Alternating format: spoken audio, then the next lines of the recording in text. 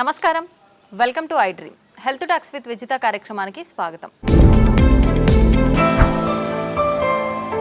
ప్రస్తుతం మనతో పాటు ఉన్నారు general consultant doctor V Aditya Ranganath గారు. ఇప్పుడు వారితో మాట్లాడేద్దాం. నమస్తే అండి. నమస్తే అండి. ఎలా ఉన్నారు? బాగున్నాను మ్యామ్, థ్యాంక్ యూ. అయితే షుగర్ చాలా పెద్ద సమస్యగా మారిపోతుంది. చిన్నపిల్లల నుంచి పెద్దవాళ్ళ వరకు చాలా మందిలో చూస్తున్నాం. ఆహార రీత్యా కొంతమందికి వస్తే, జెనెటిక్స్ పరంగా కొంతమందికి, ఏదేమైతేనేంటి అందరిలో ఈ సమస్య అయితే ఎక్కువగా. ఇంట్లో నలుగురు ఉంటే ఇద్దరికి ఈ సమస్య చూస్తూనే ఉన్నాం. ఒకవేళ షుగర్ని రివర్స్ చేయాలి అంటే గనక అవకాశం ఉందంటారా?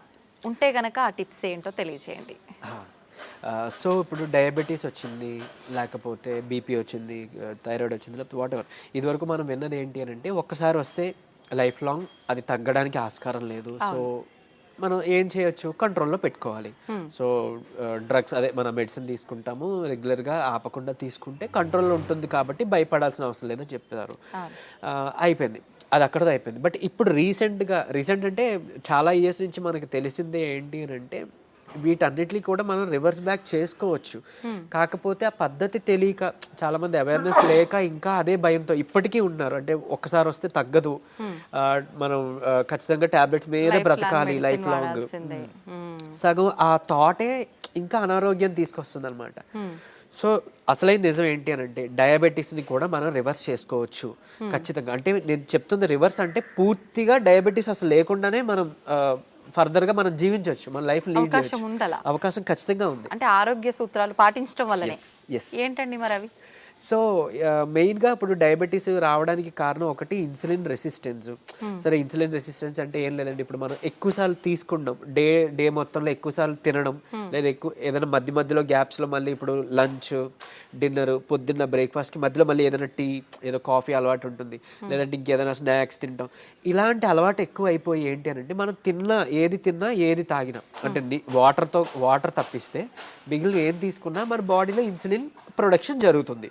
సో టైప్ 2 డయాబెటీస్ అంటాం ఏంటి, ఇన్సులిన్ ప్రొడక్షన్ ఉంటుంది మన బాడీలో, జనరేట్ అవుతుంది, కానీ ఆ కణాలు సరిగ్గా ఇన్సులిన్ని యూజ్ చేసుకోలేకపోతున్నాయి. దాన్ని టైప్ 2 డయాబెటీస్ కింద పరిగణిస్తున్నారు. ఒకవేళ ఇన్సులిన్ ప్రొడక్షనే లేదు బాడీలో, మన ప్యాంక్రియాస్ సరిగ్గా పనిచేయట్లేదు, అందులో ఐలెట్స్ ఆఫ్ లాంగర్హాన్స్ అని ఒక కణాలు ఉంటాయి, దాని నుంచే మనకి ఇన్సులిన్ వస్తుంది. సో ఇన్సులిన్ సరిగ్గా ప్రొడక్షన్ లేదు అని అంటే అది టైప్ 1 కింద మనం పరిగణిస్తున్నాం. చిన్నపిల్లల్లో కూడా టైప్ 1 అది చూడొచ్చు.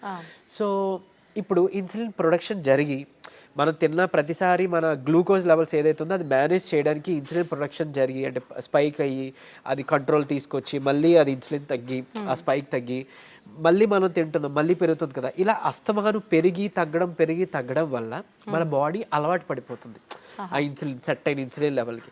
సో ఇన్సులిన్ రెసిస్టెన్స్ వచ్చేస్తే ఏమవుద్ది, ఇదే గ్లూకోజ్ని, అంటే రోజువారీ తినే సేమ్ అదే మోతాదు ఒక గ్లూకోజ్ని మనకి ఇప్పుడు మెటబలైజ్ చేయాలి అని అంటే ఇన్సులిన్ ఈ మోతాదుకి మించి ఇంకా ఎక్స్ట్రా ప్రొడక్షన్ జరగాల్సి వస్తుంటుంది అనమాట.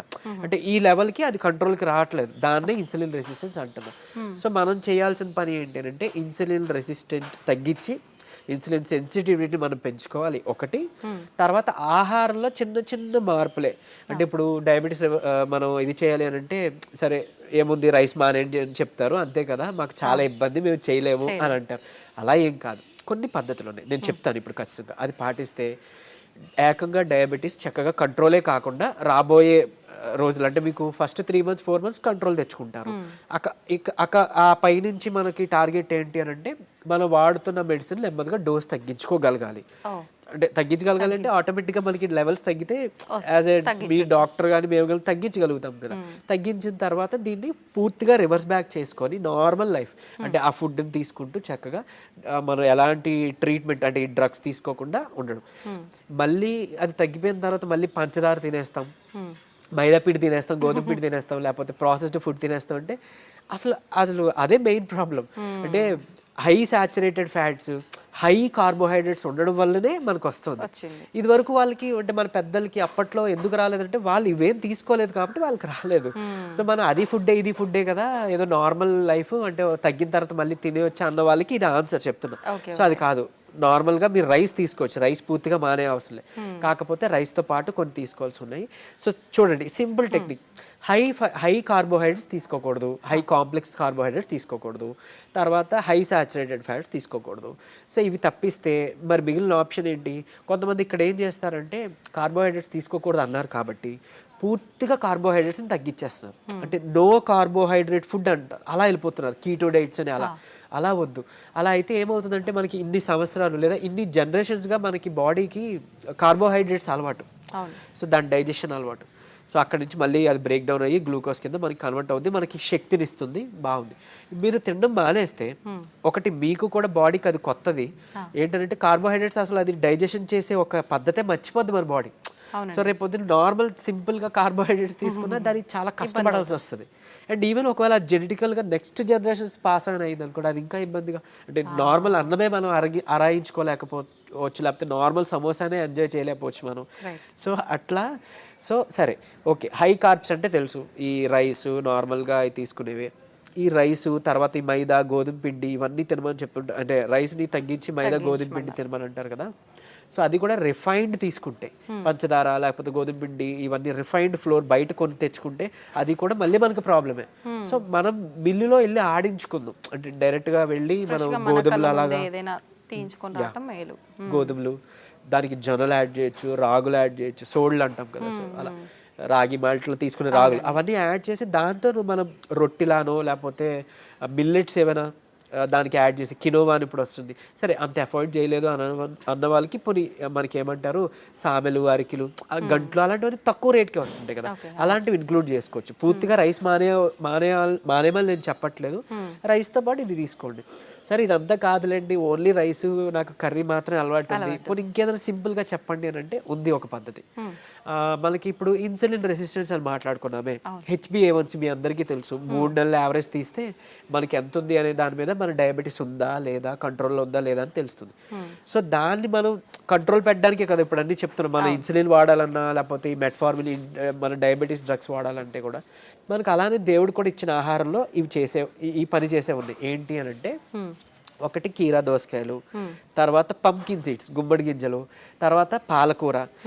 వీటిలో ఏంటంటే పాలకూరలో తర్వాత పంకిన్ సీడ్స్లో వైటమిన్ ఈ ఉంటుంది, అది మీ HbA1cని చక్కగా కంట్రోల్ తీసుకొస్తుంది. అండ్ ఇప్పుడు చెప్పిన ఆహార పదార్థాల్లో మీకు ఇన్సులిన్ రెసిస్టెన్స్ని తగ్గించి సెన్సిటివిటీని పెంచే ఉంటాయి.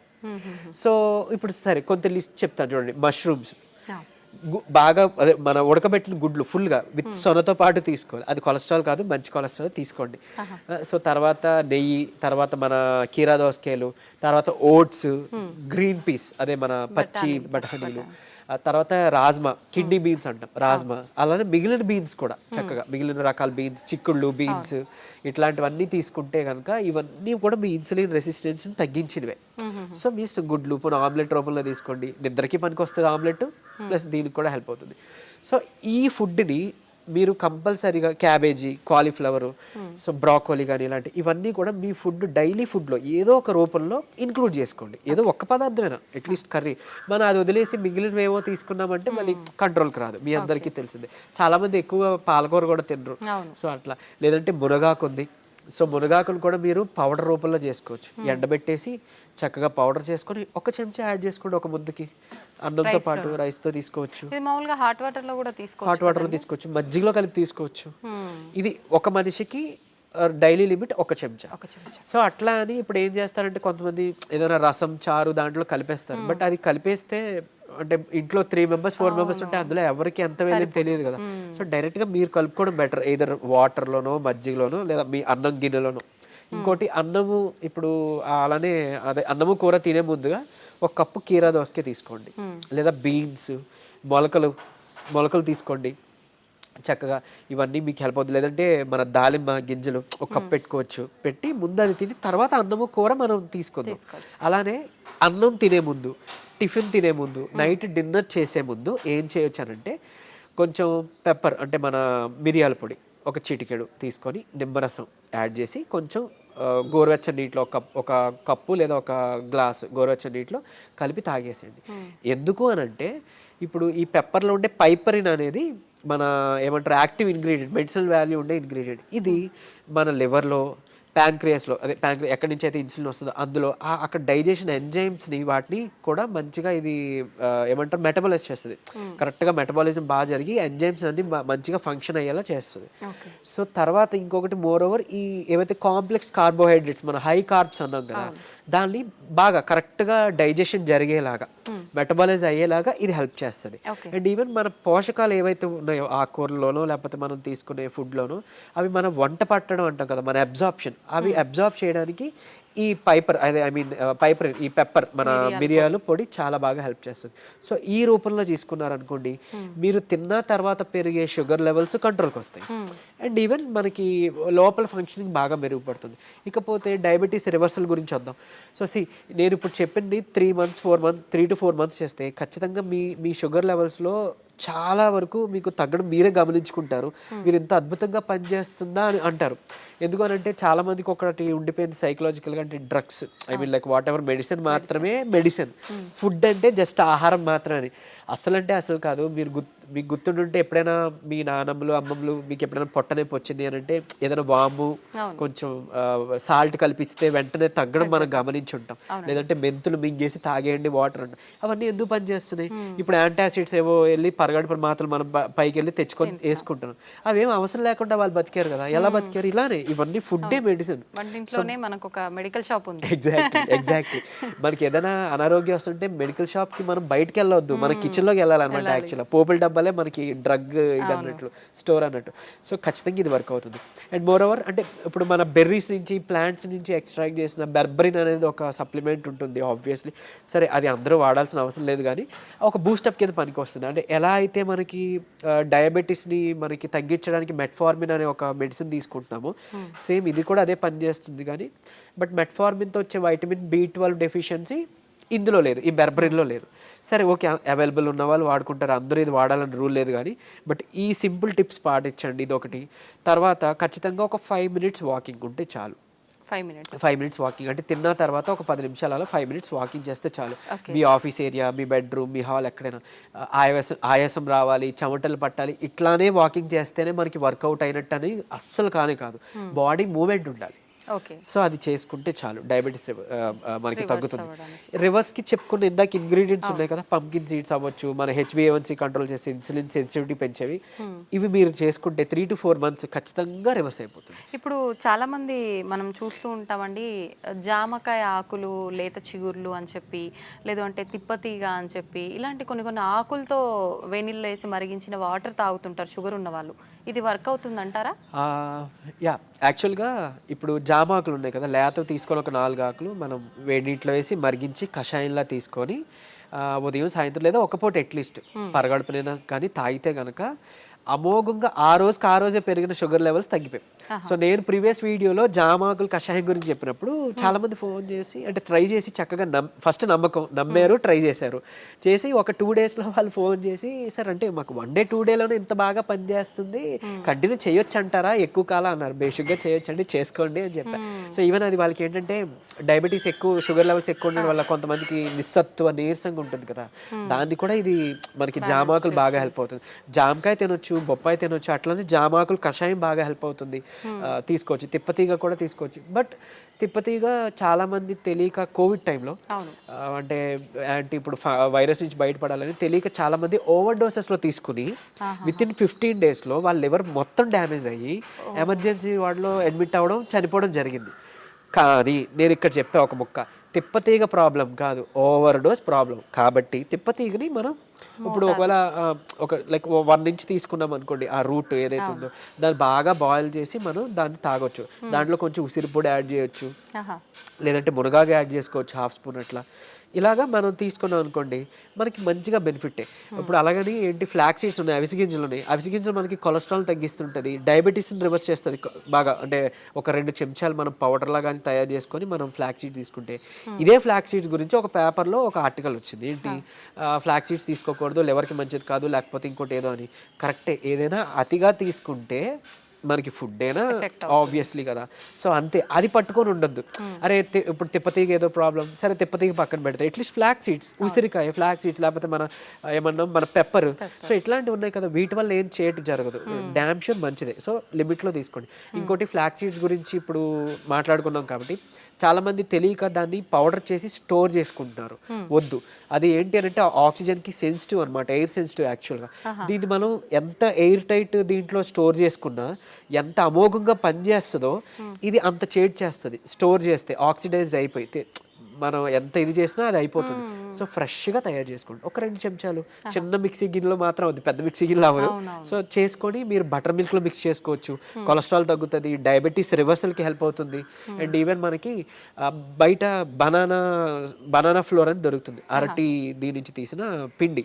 సో అది ఆన్లైన్లో వాటిలో అవైలబుల్, దాన్ని తెచ్చుకోండి. ఒక చెంచా చక్కగా బటర్ మిల్క్ దీంట్లో మిక్స్ చేసుకోండి. ఈ ఫ్లాక్ సీడ్స్ని మిక్సీలో పౌడర్ చేసుకోండి, పరగడుపునే తాగండి. మీకు డయాబెటీస్ని రివర్స్ చేయడానికి హెల్ప్ అవుతుంది. ఎందుకు అంటే రెసిస్టెన్స్ స్టార్చ్ అదన్నీ ఉంటేనే మనకి యూజువలీ చాలా ఇదనమాట. సో డయాబెటీస్ రివర్స్ చేయడంలో ఈ అరటి ఫ్లోర్ ఏదైతే ఉందో అమోఘంగా పనిచేస్తుంది. ఒక్క చెంచా చాలు, మీరు తినే దాంట్లో ఎందులోనూ కలుపుకోవచ్చు. ఈవెన్ ఏమంటారు, మీరు తినే ఏదైనా అట్టు రొట్టెలో వేసుకోండి, లేదంటే ఇలా బటర్ మిల్క్లో మిక్స్ చేసుకోండి. ఇది ఖచ్చితంగా మీ డయాబెటీస్ రివర్సల్కి హెల్ప్ అవుతుంది. సో ఎందుకు ఇన్సులిన్ రెసిస్టెన్స్ మనకి మెయిన్గా రివర్స్ అవుతుంది కదా, అంతే. ఇదే సీక్రెట్ ఫార్ములా, ఇది నమ్మి చేయండి. నిజంగా చెప్తున్నా, మీరు ఇయర్స్ డ్రగ్స్ అది వాడాల్సిన అవసరం లేదు. అండ్ ప్రీవియస్గా ఒక వీడియోలో నేను చెప్పాను, లైక్ పరగడుపున ఒక చెంచా కలబంద గుజ్జు తీసుకోండి అని. అది నేను ఎక్కడో మెడికల్ క్యాంప్కి వెళ్ళినప్పుడు ఒక ఆవిడ నా వీడియో చూసారంట, ఆవిడ కంట్రోల్ అయింది. సో మీరు ఇదివరకు వాడేవారు కదండి ట్యాబ్లెట్, ఈ నెల చాలా వరకు తగ్గింది. ఏం చేశారంటే, మీ వీడియో చూసాను సార్, యాక్చువల్గా కలబంద గుజ్జు చెప్పారు, పరగడుపును తీసుకోవడం మొదలు పెట్టాను, నాకు ట్యాబ్లెట్ తగ్గిపోయింది, సగానికి సగం డోస్ తగ్గిపోయింది. And with in next 2nd or 3rd monthలో ఆవిడకి పూర్తిగా నేను ఆపేశాను, ట్యాబ్లెట్ తీసుకోవాల్సిన అవసరం లేదు, ఆవిడకి డౌన్ అయిపోతుంది. సో అంత బాగా పనిచేస్తాయి మనకి దేవుడు ఇచ్చిన ఇవన్నీ మెడిసిన్సే. సో ఇందులో చెప్పింది ఏదైనా వాడుకోండి. మీకు ఏం పని చేసిందో కమెంట్లో చెప్పండి. సో మిగిలిన వాళ్ళకి ఇన్స్పైరింగ్గా ఉంటుంది. అండ్ ఏది పని చేయలేదో లైక్ నాకు తెలిసినప్పుడు నేను సజెస్ట్ చేయగలుగుతాను మీకు ఆల్టర్నేట్గా. ఓకే, థ్యాంక్ యూ అండి. నిజంగా చాలా యూస్ఫుల్ టిప్స్ అనేది తెలియజేయడం జరిగింది. నమస్తే.